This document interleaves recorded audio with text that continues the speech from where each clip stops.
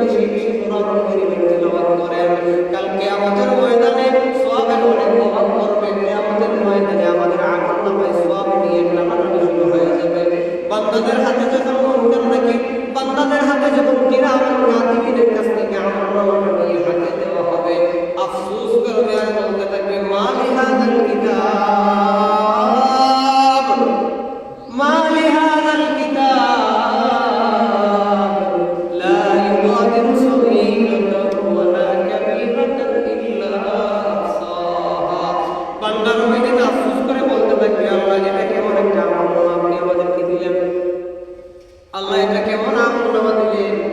দুনিয়াতে যদি কোনো জিনিসের মধ্যে যদি আমরা কোনো কিছু হিসাব করতে যাই, এটার মধ্যে একটু একটু নড়চড় হয়ে যায়, 1 টাকা 2 টাকা 1 পয়সা 2 পয়সা একটু বেশ কম হয়, কিন্তু আল্লাহ তাআলা হয়তো এমন আমলনামা দিবেন লা ইউগাদিরু সগীরাতান ওয়ালা কাবীরাতান ইল্লা আহসাহা। তার মধ্যে কোনো ছোট গুনাহ সগীরা গুনাহ ছাড়া হবে না, কোনো কবিরা গুনাহ ছাড়া হবে না।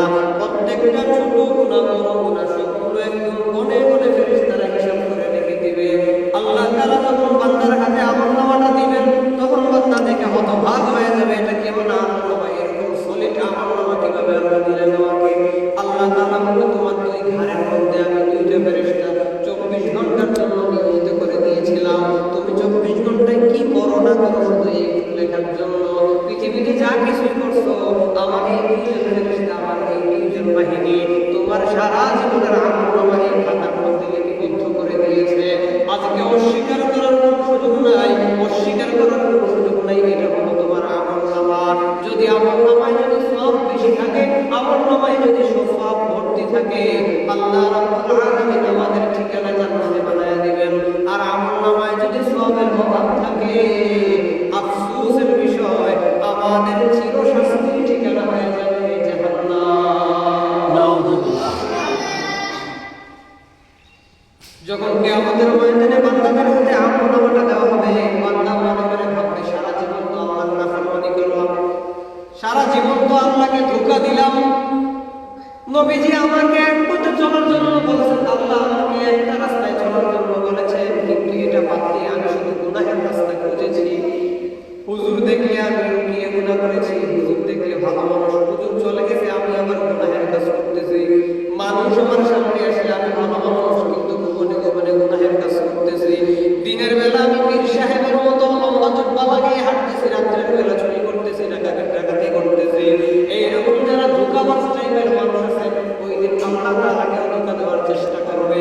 ওই দিন আল্লাহকে বলবে আল্লাহ এটা তো আমার আমলনামা, এটা তো আমার আমলনামা। আল্লাহ ফেরেশতাদেরকে ডাক দিয়ে বলবেন, ফেরেশতারা এই বান্দার হাত মুখের মধ্যে লাগায় দাও। আল্লাহ রাব্বুল আলামিন ফেরেশতাদেরকে হুকুম করবেন, এই নাফরমানের মুখের মধ্যে তালা মেরে দাও, যেন সে কথা না বলতে পারে। আল-ইয়াওমা নাখতিমু আলা আফওয়াহিহিম ওয়া তুকাল্লিমুনা আইদিহিম ওয়া তাশহাদু আরজুলুহুম বিমা কানু ইয়াকসিবুন। আল-ইয়াওমা নাখতিমু আলা আফওয়াহিহিম, আফওয়াহ মানে হচ্ছে মুখ।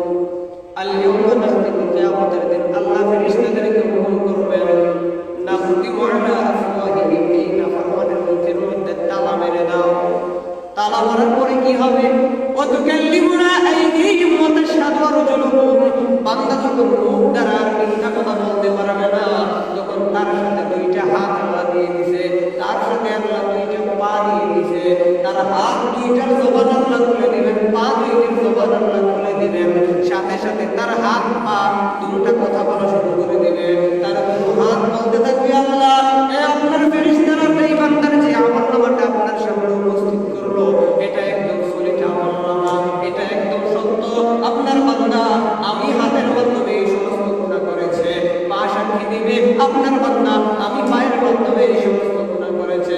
বান্দা তো হতবাক হয়ে যাবে যে আমি শেষ পর্যায়ে ভাবছিলাম আল্লাহ তাআলাকে ধোঁকা দিয়ে কোনোরকম পার পাওয়া যায় কিনা, কিন্তু আমার নিজের শরীরের আপন অঙ্গ, আমার হাত এবং আমার পা, এগুলি তো আমার বিরুদ্ধে সাক্ষী দিচ্ছে। এখন আর কিছু করার নাই, আল্লাহ ফেরেশতাদেরকে